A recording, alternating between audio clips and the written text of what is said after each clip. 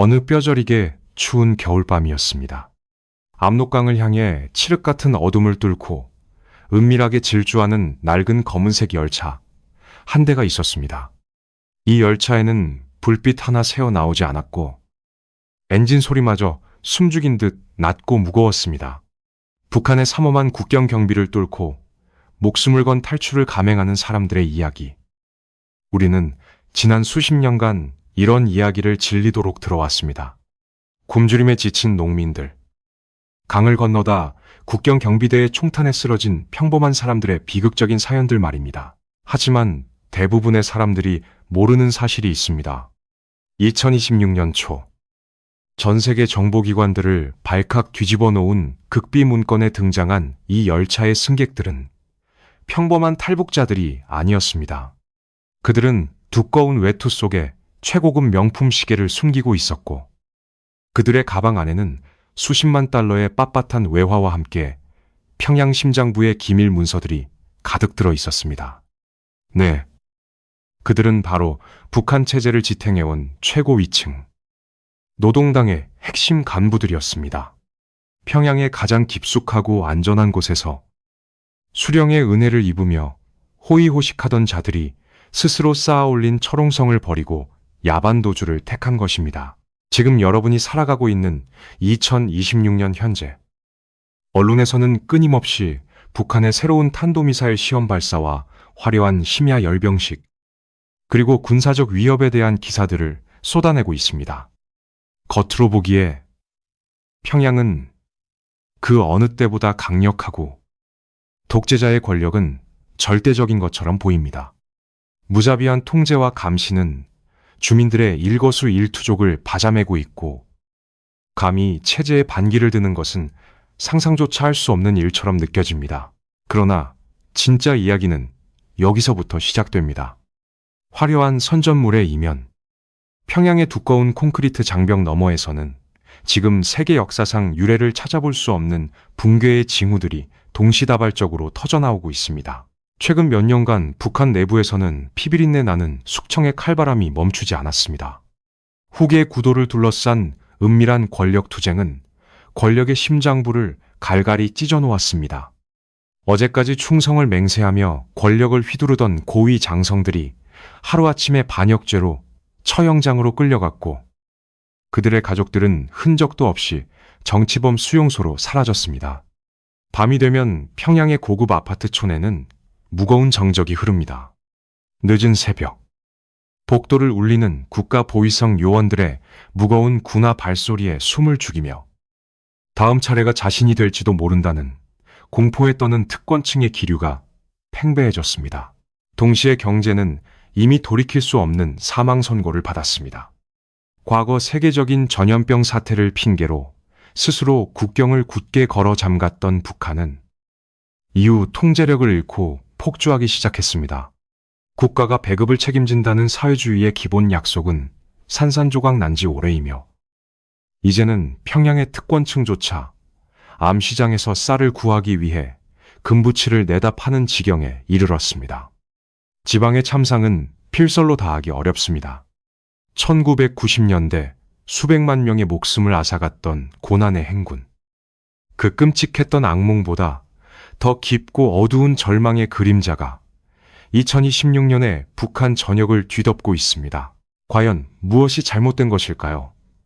핵무기라는 절대 반지를 손에 쥐고 세계 최강대국들을 상대로 벼랑 끝 전술을 펼치며 거칠 것 없이 질주하던 이 잔혹한 독재 국가는 어쩌다 이토록 철저하게 내부에서부터 썩어 들어가게 된 것일까요? 우리는 북한을 조롱하거나 그들의 기행에 분노하는데 익숙해져 있습니다.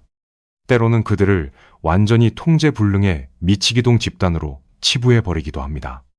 하지만 그들의 모든 비합리적인 행동, 잔혹한 통제, 그리고 지금 당장 무너져도 이상하지 않을 이 기형적인 체제의 모순 뒤에는 아주 정교하게 설계된 그리고 무섭도록 냉혹한 생존의 논리가 숨겨져 있습니다. 그리고 이것은 단지 시작에 불과했습니다. 2026년 평양 권력층의 연쇄 이탈은 단순한 부패나 개인의 일탈이 아닙니다. 그것은 70년 넘게 한반도 북쪽을 지배해온 거대한 괴물의 심장 박동이 멈춰가고 있다는 가장 확실하고 치명적인 신호입니다. 두꺼운 초롱성에 마침내 쩍쩍 갈라지는 소리를 내며 거대한 균열이 가고 있습니다. 하지만 이 거대한 붕괴의 서막을 온전히 이해하기 위해서 우리는 지금 이 순간으로부터 시계를 멀리 되돌려야만 합니다. 모든 비극에는 시작점이 존재하기 마련입니다. 북한이라는 국가가 어떻게 태어났고 어떤 방식으로 2,500만 명의 인지를 잡고 세계를 위협하는 괴물로 진화해 왔는지 그 추악한 진실을 파헤쳐야 합니다. 우리는 이제 시간을 거슬러 올라가 세계 지도 위에 아무런 의미도 없던 얇은 선 하나가 그어지던 그 운명적인 순간으로 갈 것입니다. 그 선이 어떻게 한 민족의 운명을 영원히 갈라놓았는지, 그리고 권력에 굶주린 한 젊은 야심가가 어떻게 그 분단의 혼란 속에서 자신의 왕국을 건설할 씨앗을 뿌렸는지 확인하게 될 것입니다. 당신이 알고 있던 북한의 역사는 어쩌면 거대한 거짓말의 아주 작은 파편에 불과할지도 모릅니다. 1945년 여름, 길고 길었던 식민지배의 어둠이 걷히고 마침내 해방의 빛이 한반도를 비추었습니다. 거리로 쏟아져 나온 사람들은 깃발을 흔들며 환희의 눈물을 흘렸습니다. 수십 년간 억눌렸던 민족의 숨통이 트이는 역사상 가장 감격스러운 순간이었습니다. 이제 모든 고통은 끝났고 찬란한 독립국가를 건설할 일만 남았다고 모두가 굳게 믿었습니다. 하지만 대부분의 사람들이 모르는 사실이 있습니다. 한반도의 운명은 환호하는 조선 민중들의 손이 아니라 바다 건너 멀리 떨어진 밀실에서 아주 우스꽝스럽고도 폭력적인 방식으로 결정되고 있었다는 것입니다. 일본이 항복을 선언하기 직전 미국 워싱턴의 한 낡은 군사건물 사무실에 두 명의 젊은 장교가 마주 앉았습니다. 그들에게는 위에서 밀고 내려오는 소련군의 남하를 막고 한반도를 분할, 통치할 경계선을 정하라는 무거운 임무가 주어졌습니다. 놀랍게도 그들은 조선이라는 나라의 역사나 지리에 대해 아는 것이 전혀 없었습니다. 그들이 참고한 것은 벽에 걸려있던 아주 작은 색의 지도 한 장이 전부였습니다.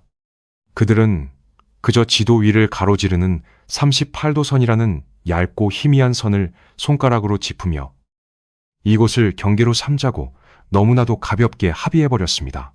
당시 모든 사람들은 이 선이 그저 패전한 군대의 무장 해제를 위한 임시적이고 편의적인 경계일 뿐이라고 여겼습니다.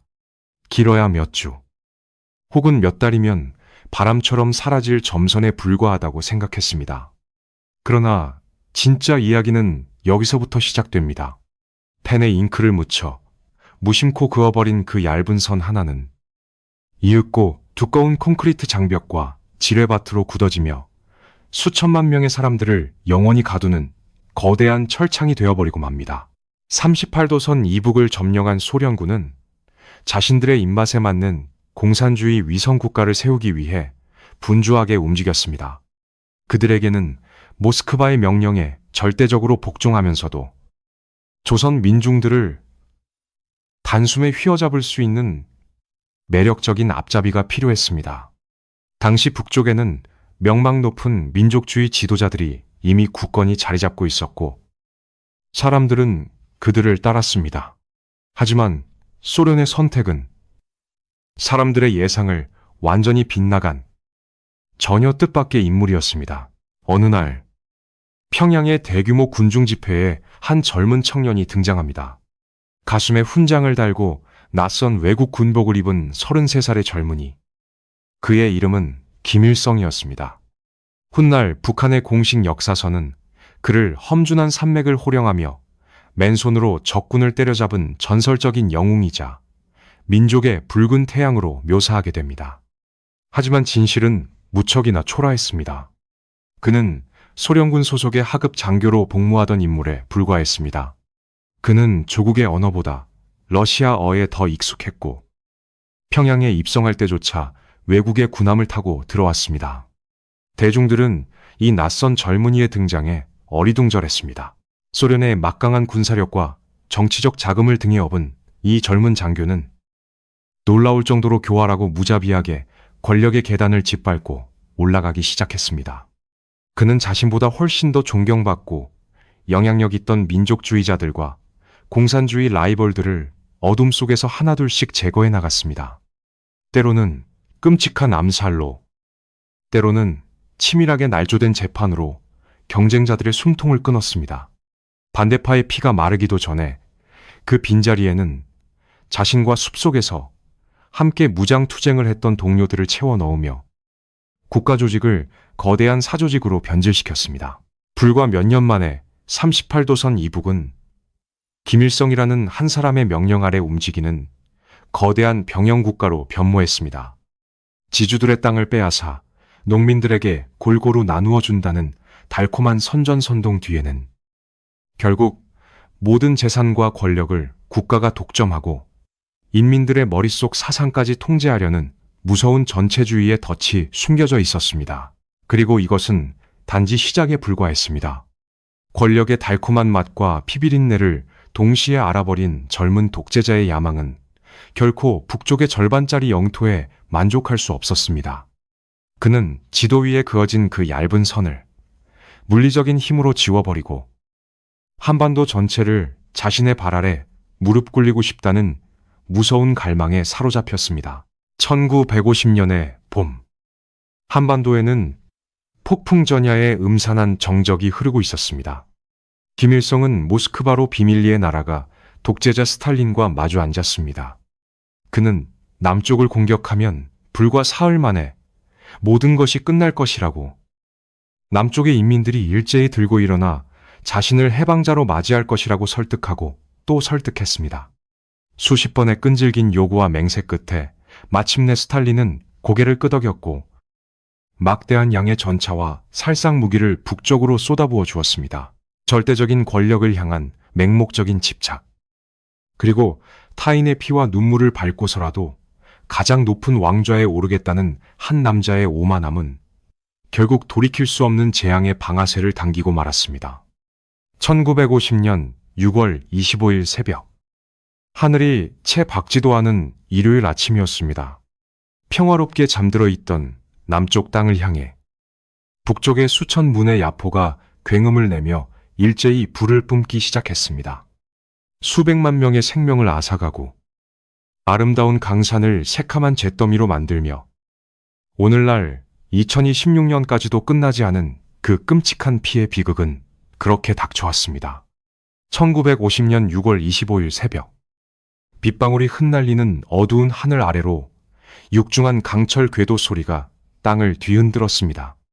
소련이 제공한 최신형 전차를 앞세운 북한군은 노도와 같이 남쪽을 향해 밀고 내려갔습니다. 김일성은 확신에 차 있었습니다. 그는 남조선의 병력을 밀어넣기만 하면 숨어있던 수십만 명의 동조자들이 일제히 봉기하여 단 3일 만에 서울을 함락시키고 전쟁을 끝낼 수 있다고 믿어 의심치 않았습니다. 실제로 전쟁 초기, 방어 준비가 전혀 되어 있지 않았던 남한의 군대는 속수무책으로 밀려났고 북한군은 파죽지세로 한반도의 끝자락까지 진격했습니다. 김일성은 이미 승리의 축배를 들고 있었습니다. 하지만 대부분의 사람들이 모르는 사실이 있습니다. 이 오만하고 성급한 젊은 독재자의 치명적인 오판이 결국 자신의 국가를 역사상 유례없는 잿더미로 만들어버리는 자살 행위나 다름없었다는 것을 말입니다. 김일성의 예상과 달리 남한에서의 민중봉기는 결코 일어나지 않았습니다. 그리고 더 끔찍한 것은 그가 잠자는 사자의 코털을 건드렸다는 사실이었습니다. 유엔군과 미군이 즉각적으로 전쟁에 개입하면서 전세는 순식간에 뒤집혔습니다. 승리를 장담하던 북한군은 괴멸적인 타격을 입고 풍비박산이 났으며 김일성 자신조차 평양을 버리고 중국 국경의 춥고 어두운 산속, 깊은 곳까지 쫓겨가는 신세로 전락했습니다.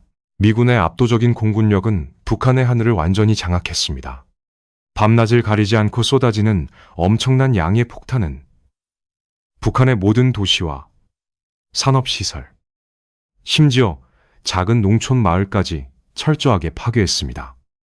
융단 폭격이 지나간 평양 시내에는 두 장의 벽돌이 온전하게 붙어있는 건물을 찾아볼 수 없을 정도였다고 전해집니다.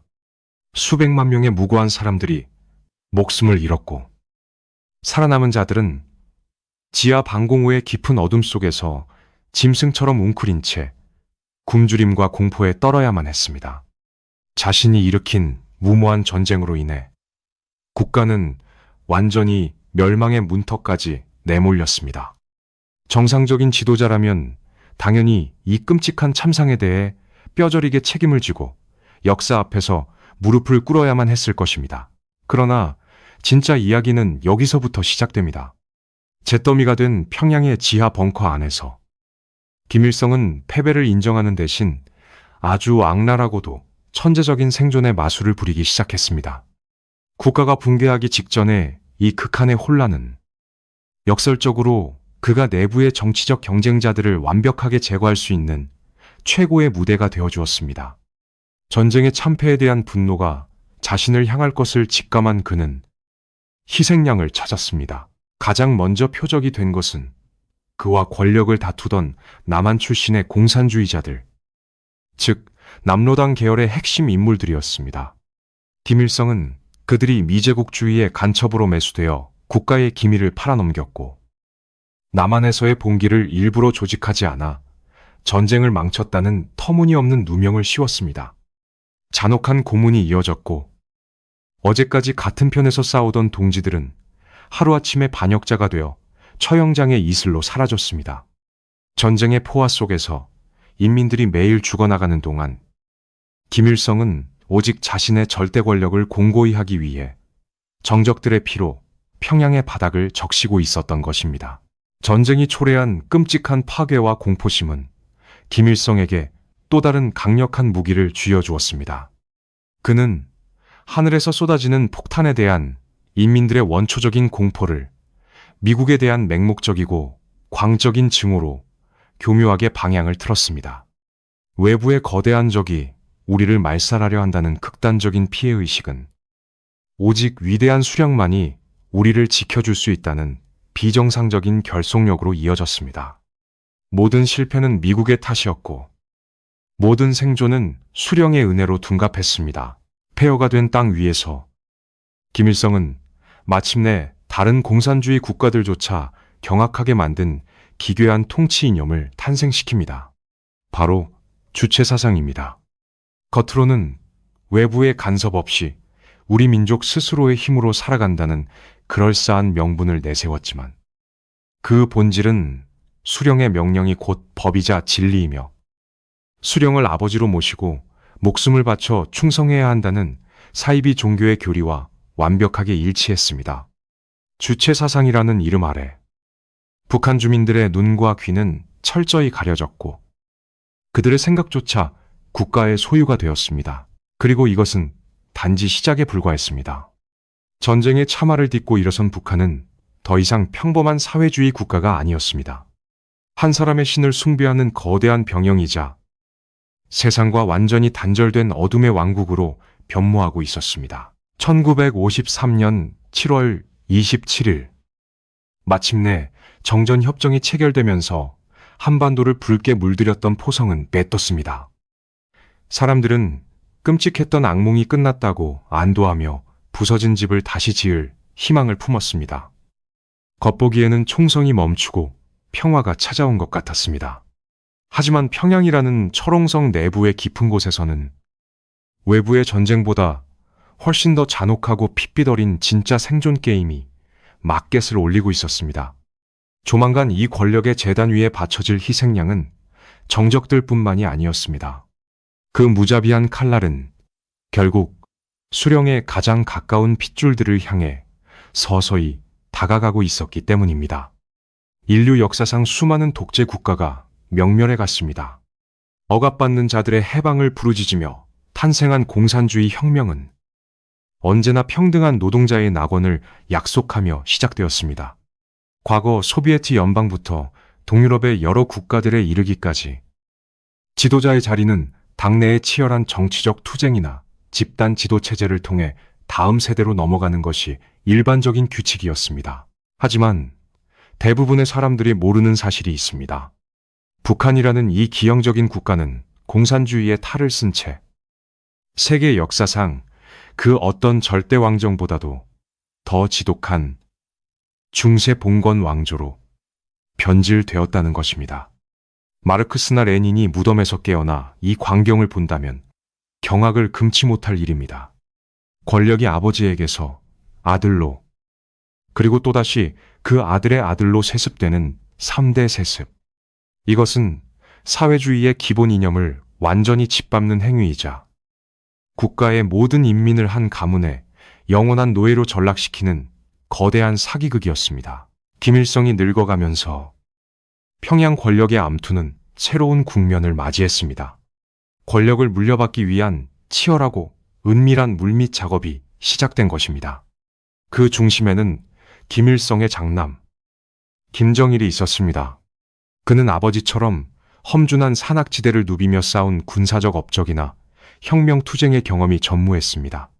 총을 쏴본 적도 없는 그가 무소불위의 군부와 당 간부들을 장악하기 위해 선택한 무기는 바로 선전선동과 예술, 특히 영화와 매체를 통한 대중 조작이었습니다. 김정일은 천재적인 연출가였습니다. 그는 아버지를 단순한 정치 지도자가 아니라 살아있는 신으로 격상시키는 거대한 우상화 작업을 진두지휘했습니다. 전국 방방곡곡의 가장 높은 언덕마다 거대한 동상을 세우고 태양상이라 불리는 초상화를 모든 가정의 거실, 가장 높은 곳에 걸게 만들었으며 모든 인민의 왼쪽 가슴에 아버지가 그려진 붉은 배지를 달게 했습니다. 아버지를 완벽한 신으로 만들면 그 신의 피를 이어받은 아들인 자신은 자연스럽게 아무도 범접할 수 없는 신성한 후계자가 된다는 기막히고도 소름 돋는 계산이었습니다. 이 우상화의 덫을 완성하는 과정에서 조금이라도 걸림돌이 되는 자들은 설령 피부치라 할지라도 자비 없이 베어졌습니다. 김정일의 이복 동생인 김평일은 권력의 중심에서 철저히 밀려나 수십 년간 낯선 해외를 떠도는 유배객 신세가 되었고, 김정일의 등극을 반대하던 수많은 개국 공신들은 하루아침에 반동 분자로 몰려 수용소의 깊은 어둠 속으로 흔적도 없이 사라졌습니다. 그러나 진짜 이야기는 여기서부터 시작됩니다. 세습의 저주는 이대에서 멈추지 않았습니다. 시간이 흘러 2011년의 차가운 겨울, 김정일이 갑작스럽게 사망하면서 권력의 지휘봉은 고작 27살의 새파랗게 젊은 아들 김정은에게 넘어갔습니다. 스위스에서 유학하며 서구 자본주의의 맛을 본 젊은 지도자의 등장에 전 세계는 혹시나 북한이 드디어 개혁과 개방의 길로 나서지 않을까 하는 헛된 희망을 품기도 했습니다. 하지만 그 얄팍한 환상은 곧 가장 잔혹한 핏빛 공포로 물들었습니다. 너무나 어린 나이에 왕좌에 오른 김정은은 자신의 권력을 속으로 비웃거나 의심하는 늙은 장성들과 노련한 간부들에게 자신이 얼마나 무자비해질 수 있는지 증명해야만 했습니다. 그는 아버지의 장례식에서 운구차를 호위했던 군부의 핵심 인사들을 모조리 처형하거나 숙청하며 피해 숙청을 시작했습니다. 심지어 자신의 고모부이자 북한 권력의 2인자였던 장성택마저 수백 명의 간부들이 지켜보는 회의장에서 짐승처럼 끌어내어 고사총으로 형체도 알아볼 수 없게 찢어 죽였습니다. 이국 땅의 번잡한 공항에서는 독국물로 이복형의 목숨마저 잔인하게 빼앗았습니다. 권력을 향한 그의 광기와 잔혹함은 할아버지와 아버지를 가볍게 뛰어넘는 수준이었습니다. 이른바 백두혈통이라는 허구의 신화는 오직 공포와 가족의 피를 먹고 자라났습니다. 이 세 명의 지도자가 지배하는 동안 북한은 이제 단순한 국가가 아니라 2,500만 명의 인지를 방패 삼아 거대한 사이비 종교를 운영하는 범죄 집단으로 전락했습니다. 최고 지도자의 뚱뚱한 몸집과 자애로운 척 짓는 미소 뒤에는 살아남기 위해 매일같이 핏빛 살생부를 작성해야 하는 불안과 끔찍한 편집증이 자리 잡고 있었습니다.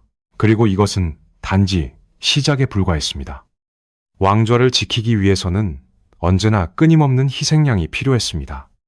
내부의 공포 정치는 극한으로 치달았고 외부 세계와의 단절은 인민들의 숨통을 조였습니다. 최고 지도자의 안위와 직계가족의 권력 유지가 국가의 모든 정책보다 최우선 순위가 되면서 나라의 경제와 인민의 삶은 철저하게 방치되고 버려졌습니다. 김일성 가문이 권력의 달콤함에 취해 동족의 피를 마시고 샴페인을 터뜨리는 동안 평양의 화려한 궁전 밖에서는 수백만 명의 인민들이 소리 없이 죽어가는 끔찍한 재앙이 먹구름처럼 몰려오고 있었습니다.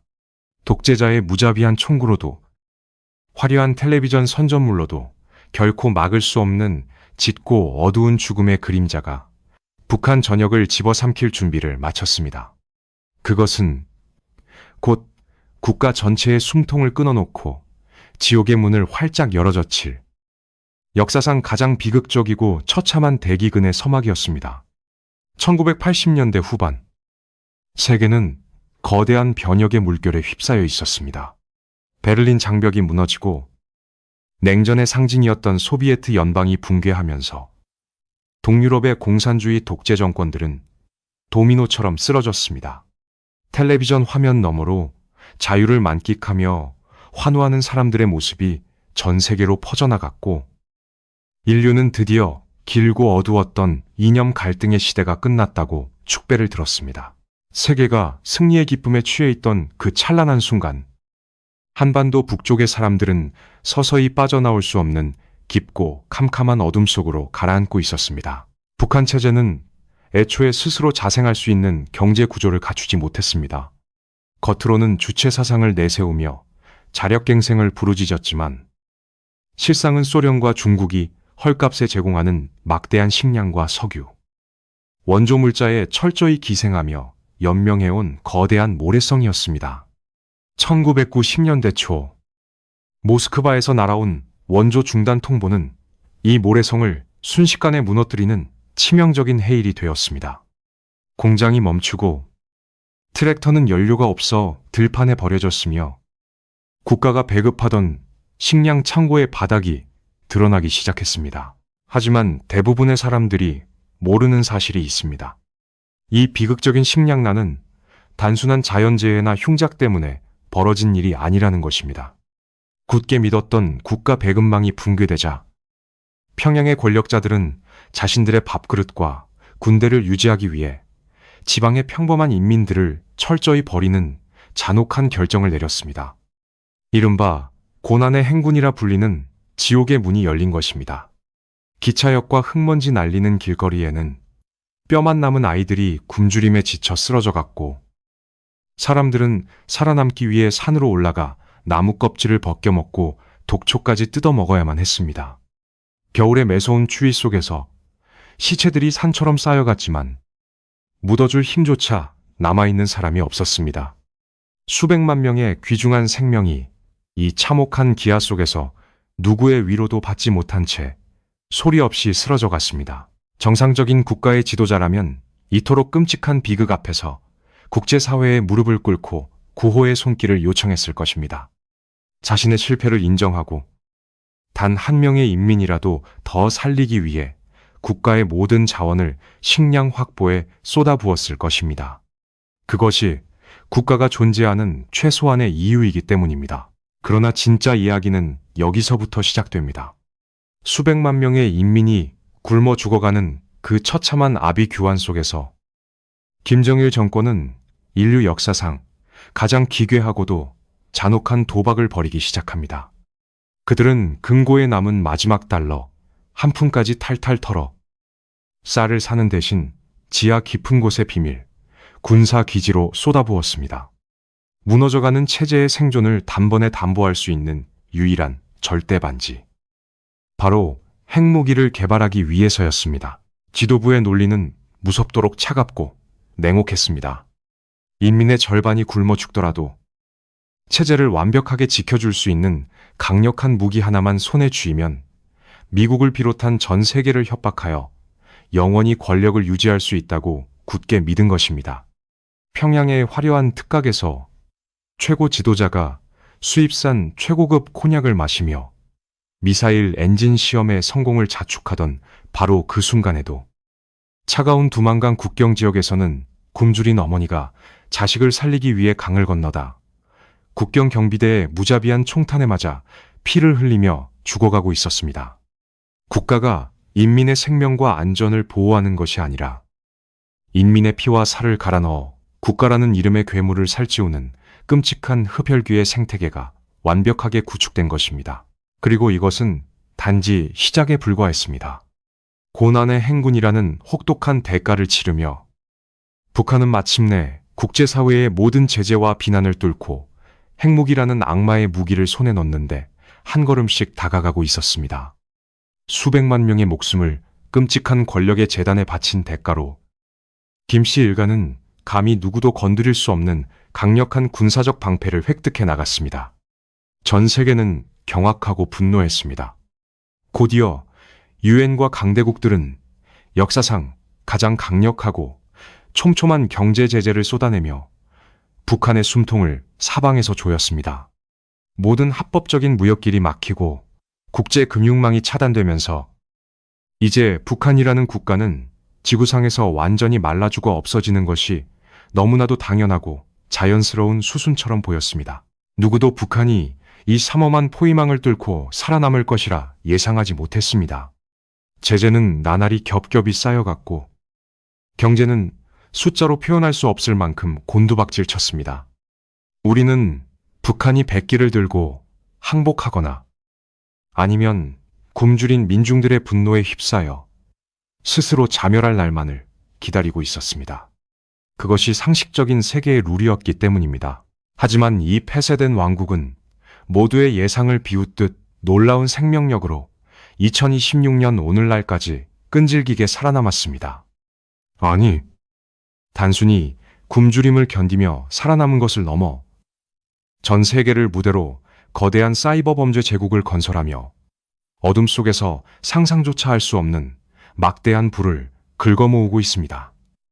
철저하게 고립되어 당장 내일 멸망해도 이상하지 않다던 이 나라가 도대체 무슨 수로 그 엄청난 핵무기 고도화 자금을 끊임없이 조달하고 평양의 붉은 귀족들에게 최고급 외제차와 사치품을 안겨줄 수 있었던 것일까요? 세상의 빛이 닿지 않는 깊은 어둠 속에서 평양의 권력자들은 인류가 상상조차 하지 못한 아주 기발하고도 사악한 돈줄을 움켜쥐고 전 세계의 안보를 농락하고 있었습니다. 당신이 안전하다고 믿고 있는 시스템의 이면에서 그들은 지금 이 순간에도 소리 없는 전쟁을 벌이며 평양의 금고를 채우고 있습니다. 2026년 오늘날 우리가 매일 뉴스를 통해 접하는 북한의 모습은 언제나 똑같습니다. 요란한 미사일 발사 소식, 굶주림에 허덕이는 국경지대의 참상, 그리고 유엔의 강력한 경제제재 결의안, 밖에서 들어가는 물자도 없고 안에서 나가는 물건도 철저히 통제되는 이 완벽한 고립 속에서 북한은 당장 내일 붕괴해도 전혀 이상할 것이 없는 나라입니다. 1990년대에 끔찍했던 고난의 행군을 겪은 이후 전 세계의 전문가들은 이 가난하고 굶주린 독재 국가가 체제를 유지하는 데 필요한 막대한 자금을 도대체 어디서 구하는지 의문을 품어왔습니다. 수십 발의 대륙간 탄도미사일을 쏘아 올리고 평양 한복판에 초고층 빌딩을 세우며 김정은 위원장과 그 일가가 최고급 스위스 시계와 벤츠 마이바흐를 굴릴 수 있는 그 엄청난 돈은 과연 하늘에서 떨어진 것일까요? 하지만 대부분의 사람들이 모르는 사실이 있습니다. 굳게 닫힌 평양의 철문 뒤에는 전 세계를 무대로 활동하는 거대하고 정교한 경제범죄 신디케이트가 존재한다는 것입니다. 이들은 국가라는 거대한 마피아 조직을 운영하며 우리가 상상하는 범위를 훨씬 뛰어넘는 치밀하고 현대적인 방식으로 천문학적인 달러를 진공청소기처럼 빨아들이고 있습니다. 그 중심에는 바로 노동당 39호실이라는 비밀스럽고도 악명 높은 기관이 자리 잡고 있습니다. 39호실의 유일한 목적은 최고 지도자의 통치 자금, 이른바 혁명 자금을 긁어모으는 것입니다. 과거 이들은 위조 지폐를 찍어내거나 아프리카와 중동의 무기를 밀매하고 심지어 국가 차원에서 마약을 제조해 밀수하는 등 비교적 원시적이고 물리적인 범죄에 의존했습니다. 그러나 진짜 이야기는 여기서부터 시작됩니다. 2010년대 중반을 기점으로 39호실의 범죄 수법은 완벽하게 디지털로 진화했습니다. 그들은 눈에 보이지 않는 전선 너머로 수천 명의 최정예 엘리트 해커 부대를 양성했습니다. 어릴 때부터 수학과 컴퓨터에 천재적인 재능을 보이는 아이들을 선발해 평양의 특수학교에서 고강도의 해킹 기술을 주입시켰고 이들을 중국이나 동남아시아의 비밀 안가로 파견했습니다. 정작 북한 내부의 일반 주민들은 인터넷이 무엇인지조차 모르며 철저히 정보의 암흑 속에 갇혀있지만 이 붉은 해커들은 전 세계의 사이버 공간을 제 집처럼 자유롭게 넘나들고 있습니다. 여러분은 아마 북한 해커들이 미국 국방부나 한국의 청와대 시스템을 털어가는 첩보, 영화 같은 장면만을 상상하실지 모릅니다. 하지만 그들의 진짜 타겟은 바로 돈이었습니다. 처음에는 뉴욕 연방준비은행에 예치된 방글라데시 중앙은행의 계좌를 털어 팔 100만 달러를 훔쳐내는 대담함을 보였고 전 세계 병원과 기업의 컴퓨터를 마비시킨 뒤 암호화폐를 요구하는 워너크라이, 랜섬웨어 사태를 일으켰습니다. 그리고 이것은 단지 시작에 불과했습니다. 암호화폐 시장이 폭발적으로 성장하자 북한 해커들은 가상자산 거래소를 집중적으로 노리기 시작했습니다. 블록체인의 익명성을 역이용하여 전 세계 투자자들의 코인을 탈취한 뒤 복잡한 자금 세탁 과정을 거쳐 평양의 금고로 송금했습니다. 2016년 현재 유엔 안보리 산하 전문가 패널의 보고서에 따르면 북한이 사이버 공격으로 탈취한 가상자산은 수십억 달러에 달하며 이는 북한 전체 수출액을 훌쩍 뛰어넘어 핵과 미사일 개발 자금의 절반 이상을 충당하는 핵심 돈줄이 되었습니다. 이뿐만이 아닙니다. 평양은 자국민의 피와 땀을 쥐어짜는 또 다른 끔찍한 사업을 전 세계에 벌여왔습니다. 바로 해외 파견 노동자라는 이름의 현대판 노예 제도입니다. 북한은 러시아의 얼어붙은 벌목장, 중국의 낡은 봉제 공장, 중동의 뜨거운 건설 현장에 수만 명의 노동자를 파견했습니다. 이들은 여권을 빼앗긴 채 감시원들의 엄격한 통제 속에서 하루 16시간씩 혹사당하며 번 돈의 80, 90%를 충성자금이라는 명목으로 당에 착취당했습니다. 서방 세계가 눈치채지 못하는 사이 유럽연합 EU 국가의 건설 현장이나 식당에서마저 북한 노동자들이 헐값에 착취당하며 평양으로 달러를 보내고 있었습니다. 겉보기에는 국제사회의 촘촘한 제재망에 갇혀 질식사하기 직전의 가난한 나라. 그러나 그 장막을 걷어내면 최첨단 해킹 기술과 뻔뻔한 인권 유린을 무기로 전 세계의 경제 시스템에 기생하며 살아가는 무시무시한 기생충의 진짜 얼굴이 드러납니다. 이 거대하고 은밀한 범죄 경제가 돌아가는 한 김정은 위원장과 평양의 특권층들은 끄떡없어 보였습니다. 그들은 주민들이 굶주리든 말든 해킹으로 훔쳐온 암호화폐로 핵무기를 만들고 최고급 와인을 마실 수 있었습니다. 체제의 모순을 덮어두고 영원한 안락함을 누릴 수 있을 것만 같았습니다. 하지만 영원한 밤은 없는 법입니다.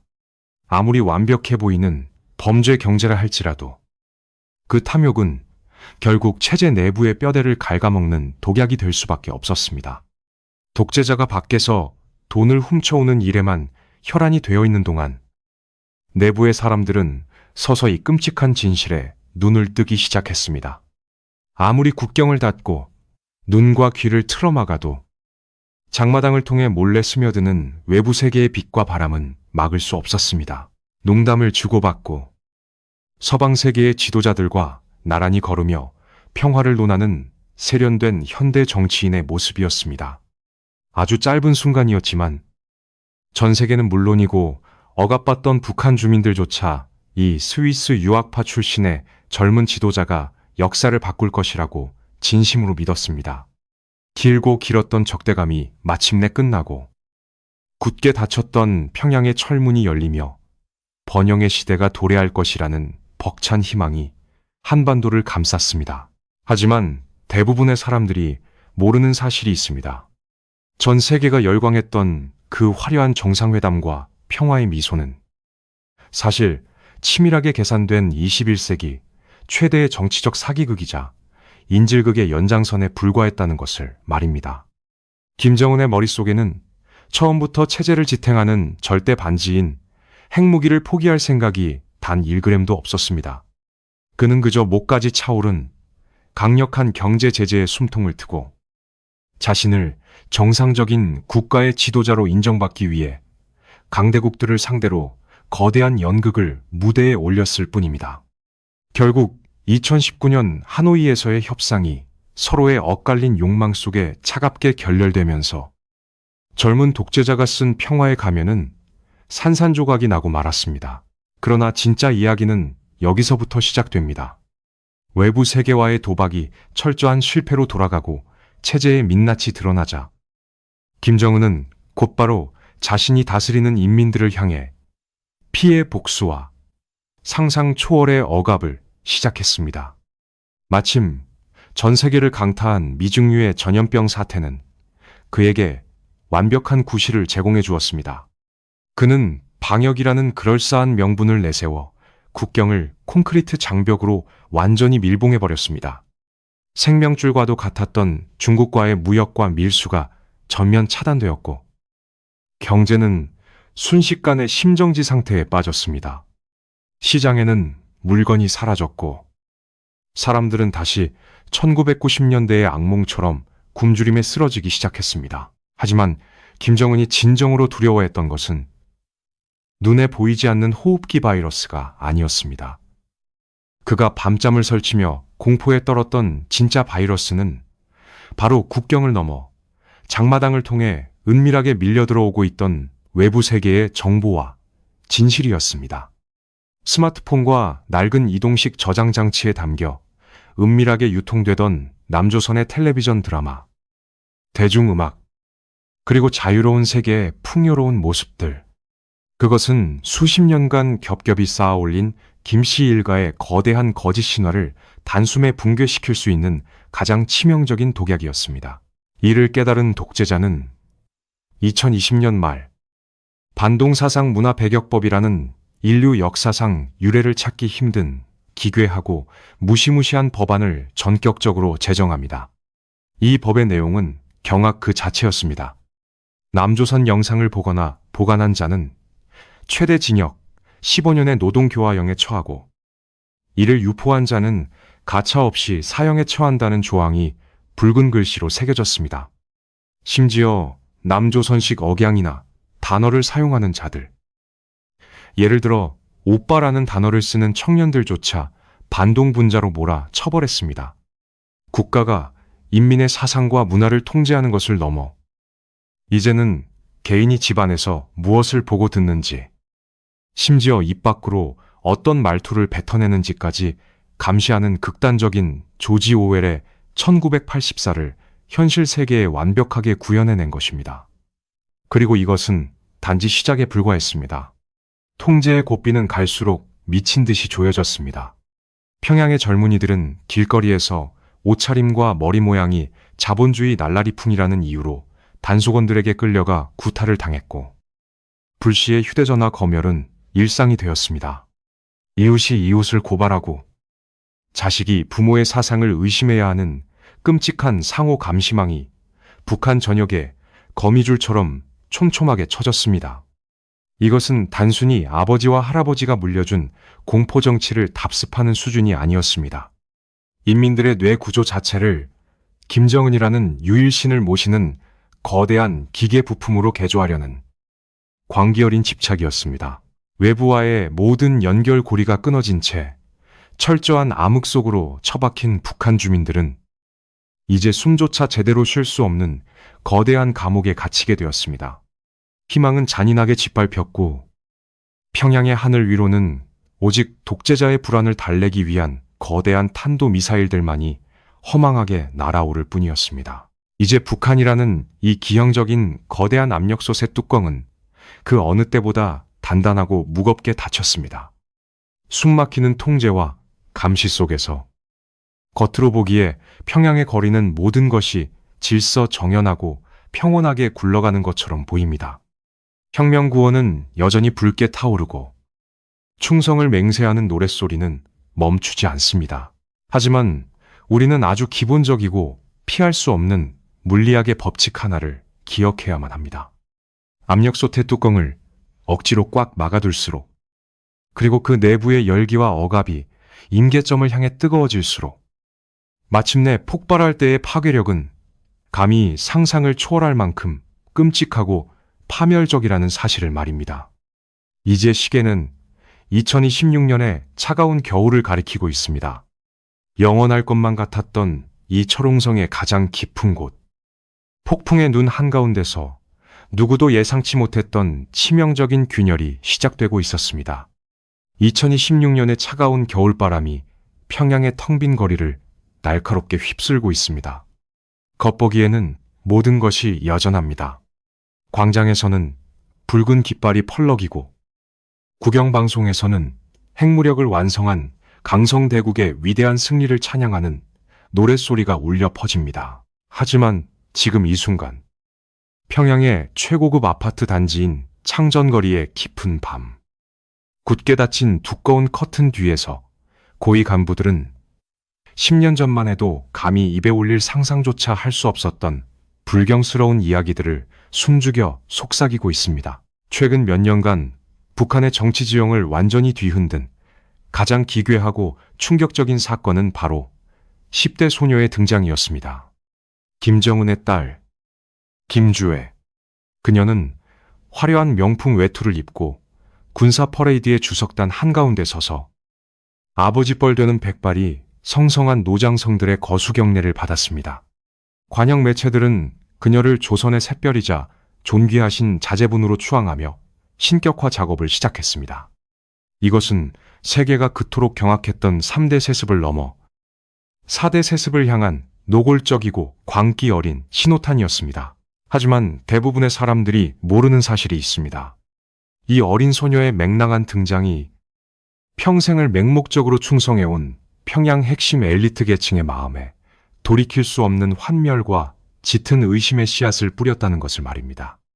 철저한 유교적 가부장제와 군사문화가 뿌리 깊게 박힌 북한 사회에서 국가를 위해 피 한 방울 흘린 적 없는 10대 소녀를 향해 허리가 부서져라 굽실거려야 하는 노련한 권력자들의 굴욕감은 상상을 초월했습니다.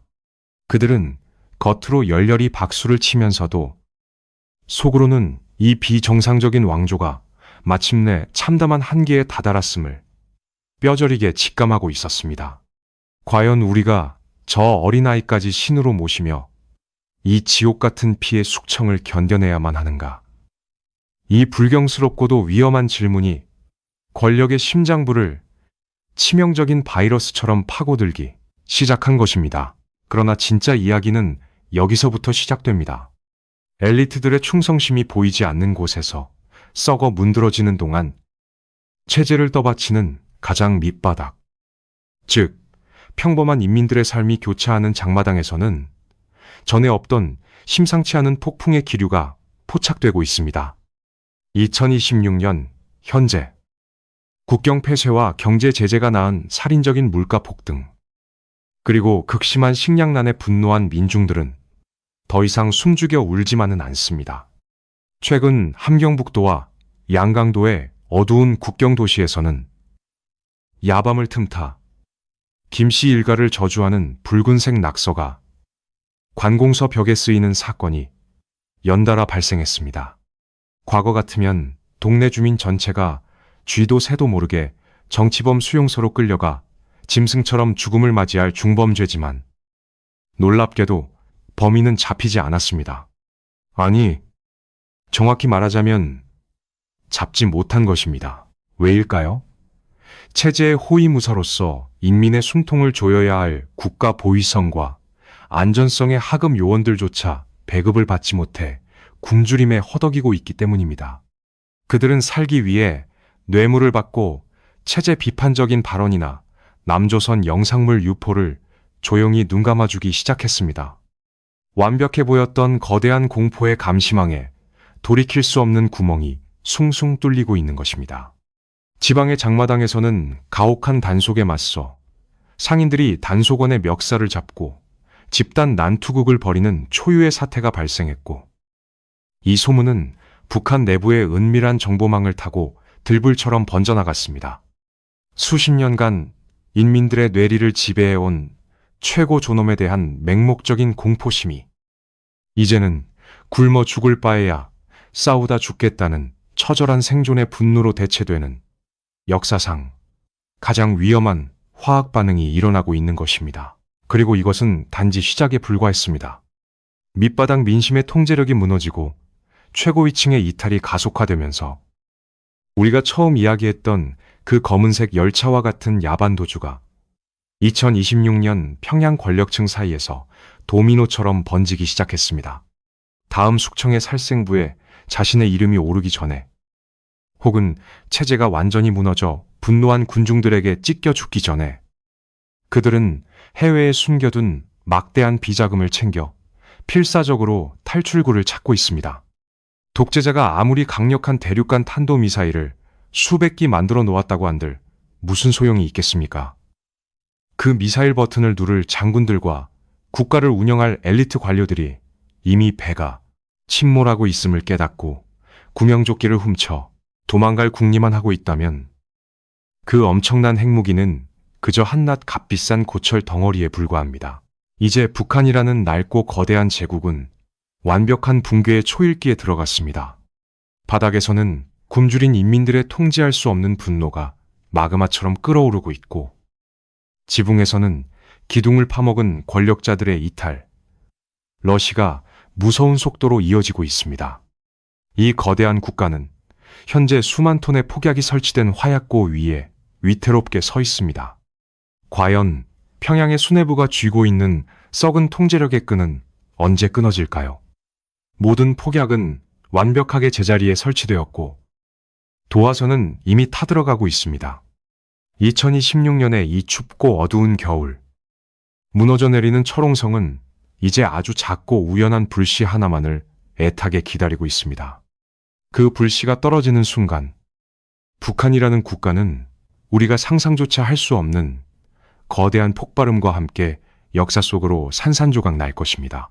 만약 내일 아침 우리가 눈을 떴을 때 평양 정권이 완전히 붕괴했다는 긴급 뉴스를 듣게 된다면, 우리는 아마도 가장 먼저 길고 길었던 독재의 사슬이 끊어졌다는 사실에 환호할 것입니다.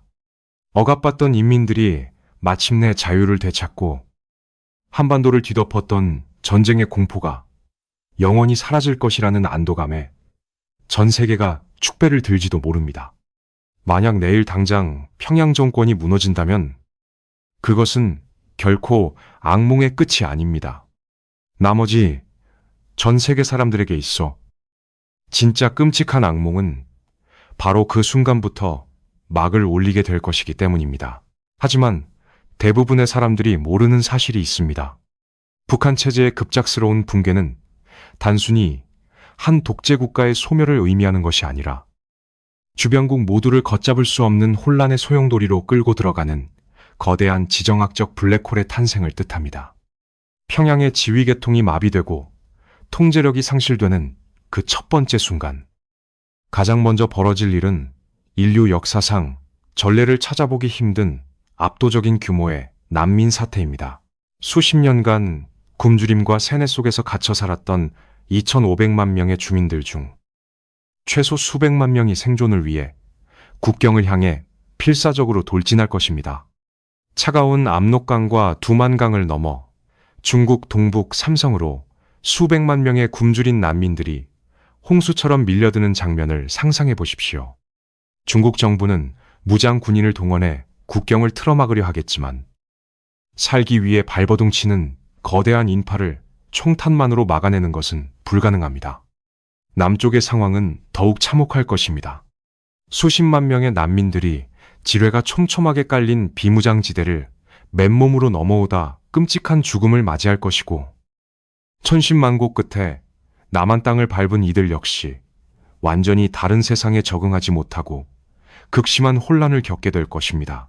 그러나 진짜 이야기는 여기서부터 시작됩니다. 난민 문제보다 전 세계 지도자들의 등골을 서늘하게 만드는 진짜 공포는 바로 텅 빈 북한 전역에 흩어져 있는 대량 살상 무기들입니다. 김정은의 명령 체계가 무너진 직후 수십 기의 핵탄두와 수천 톤의 생화학 무기들은 주인을 잃고 통제 불능 상태에 빠지게 됩니다. 굶주림에 지친 북한의 반군 세력이나 부패한 군사령관들이 이 치명적인 무기들을 탈취하여 국제 테러 조직에 헐값으로 팔아넘기거나 최후의 발악으로 서울이나 도쿄를 향해 미사일 버튼을 눌러버릴 가능성은 결코 영화 속 상상이 아닙니다. 이 최악의 시나리오를 막기 위해 북한 정권 붕괴와 동시에 미국과 한국의 연합 특수부대는 핵시설을 장악하기 위해 군사분계선을 넘어 북진할 것입니다. 하지만 동시에 압록강 북쪽에서는 자국의 안보를 지키고 친중 괴뢰 정권을 세우려는 중국의 대규모 인민해방군이 전차를 앞세워 남하하기 시작할 것입니다. 한반도의 좁은 영토 위에서 핵무기를 먼저 차지하기 위해 세계 최강대국들의 군대가 정면으로 충돌하는 아찔한 미니 클라이맥스가 펼쳐지는 것입니다. 이것은 단순한 국지전이 아니라 제3차 세계대전의 방아쇠를 당기는 인류 최악의 화약고가 터지는 순간입니다. 그리고 이것은 단지 시작에 불과했습니다. 만약 기적적으로 군사적 충돌을 피하고 남한 주도의 흡수 통일이 이루어진다 하더라도 그 뒤에 기다리고 있는 경제적, 사회적 후폭풍은 상상을 초월합니다. 수십 년간 완전히 다른 이념과 체제 속에서 살아온 두 집단을 하나로 합치는 데는 천문학적인 비용이 듭니다. 한국 경제는 북한의 파괴된 인프라를 재건하고 수천만 명의 굶주린 인민들을 먹여 살리기 위해 십수년간 혹독한 세금 폭탄과 경제 침체의 늪에 빠질 수 있습니다. 80년이라는 끔찍한 분단의 세월은 남북한 사람들의 언어와 생각, 생활 방식마저 완전히 갈라놓았습니다. 한 핏줄이라는 감상적인 민족주의만으로는 극복할 수 없는 깊고 어두운 갈등의 골이 한반도를 또다시 찢어놓을 것입니다. 우리가 바라는 평화로운 통일의 환상 뒤에는 이처럼 뼈를 깎는 고통과 파멸적인 위험이 도사리고 있습니다. 2026년 오늘 평양의 독재 정권이 내부의 모순을 견디지 못하고 붕괴의 벼랑 끝에서 위태롭게 흔들리고 있는 지금, 전 세계는 이 판도라의 상자가 열리는 순간을 숨죽여 지켜보고 있습니다. 이제 전 세계를 향해 던져진 질문은 더 이상 북한이 과연 무너질 것인가 하는 단순한 호기심이 아닙니다. 철옹성이 무너져 내리는 것은 이미 피할 수 없는 시간 문제일 뿐입니다. 진짜 끔찍하고 무거운 질문은 그 거대한 잿더미 속에서 쏟아져 나올 감당할 수 없는 파국과 수천만 명의 피눈물을 과연 누가 그리고 어떻게 짊어지게 될 것인가 하는 점입니다.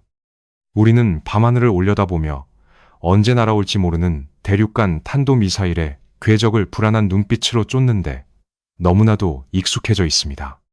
뉴스 앵커의 긴박한 목소리에 귀를 기울이며 핵무기라는 단어가 주는 파멸적인 공포에만 사로잡혀 살아왔습니다. 쉼없이 쏟아지는 도발과 위협의 뉴스 속에서 우리는 정작 고개를 숙여 그 캄캄한 땅바닥에서 숨죽여 울고 있는 2,500만 명의 진짜 사람들을 바라보는 법을 까맣게 잊어버리고 말았습니다. 우리는 북한을 다루기 힘든 골칫거리 정치 문제로만 취급했을 뿐, 그곳이 21세기 지구상에 존재하는 가장 거대하고 끔찍한 인권의 무덤이라는 사실을 애써 외면해 왔습니다. 하지만 대부분의 사람들이 모르는 사실이 있습니다. 평양의 무자비한 정권이 그토록 핵무기에 집착하며 전 세계를 향해 이빨을 드러내는 진짜 이유 말입니다. 그들이 가장 두려워하는 것은 미국의 핵 항공모함이나 국제연합의 혹독한 경제 제재가 아닙니다. 그들이 밤잠을 설치며 진정으로 두려워하는 것은 바로 여러분의 관심, 그리고 철옹성 너머로 스며드는 진실의 빛입니다. 외부 세계의 따뜻한 시선과 연대가 굳게 닫힌 국경을 넘어 그들의 인민들에게 닿는 순간, 수십 년간 정교하게 쌓아올린 거대한 거짓말의 모래성은 흔적도 없이 무너져 내릴 것임을 그들 스스로가 가장 잘 알고 있기 때문입니다. 그러나 진짜 이야기는 여기서부터 시작됩니다. 70년이 넘는 세월 동안 한반도 북쪽을 지배해온 이 기형적인 독재 체제는 결코 외계에서 뚝 떨어진 괴물이 아닙니다. 그것은 제2차 세계대전 직후 한반도를 장기판의 말처럼 취급했던 강대국 당대국들의 이기적인 정치적 계산, 분단의 고착화를 조장했던 국제사회의 방관, 그리고 어쩌면 우리 스스로가 무의식적으로 동조해온 오랜 무관심이 만들어낸 가장 비극적인 합작품일지도 모릅니다. 권력의 야욕에 눈이 멀어 동족의 가슴에 총부리를 겨눈 자들의 죄악은 영원히 용서받을 수 없지만, 그 어둠의 세월 동안 이름 없이 죽어간 무수한 생명들에 대한 도의적인 책임에서 전 세계 그 누구도 완전히 자유로울 수는 없습니다. 그리고 이것은 단지 시작에 불과했습니다. 북한 주민들이 겪어온, 그리고 지금 이 2026년의 매서운 겨울에도 여전히 겪고 있는 그 잔혹한 고통은 단순히 불쌍하고 불행한 이웃의 이야기가 아닙니다. 그것은 인류가 마땅히 누려야 할 보편적인 권리와 자유가 권력의 탐욕 앞에 얼마나 참혹하고 철저하게 짓밟힐 수 있는지, 그리고 독재의 광기가 통제되지 않을 때 국가라는 시스템이 어떻게 2,500만 명을 잡아먹는 거대한 도살장으로 변모할 수 있는지를 보여주는 가장 뼈아픈 역사적 경고장입니다. 2026년 오늘, 위태롭게 흔들리는 평양의 독재자가 권좌에서 끌려 내려오거나 체제가 완전히 무너진다고 해서 모든 비극이 마법처럼 끝나는 것은 아닙니다. 억압의 사슬이 끊어지는 그 순간부터 우리는 상상조차 하지 못했던 훨씬 더 무겁고 고통스러운 현실과 마주해야 합니다. 남과 북으로 갈라져 완전히 다른 우주에서 살아온 80년의 세월은 한 핏줄이었던 그들을 우리와 완전히 다른 생각과 언어를 가진 낯선 이방인으로 만들어버렸습니다.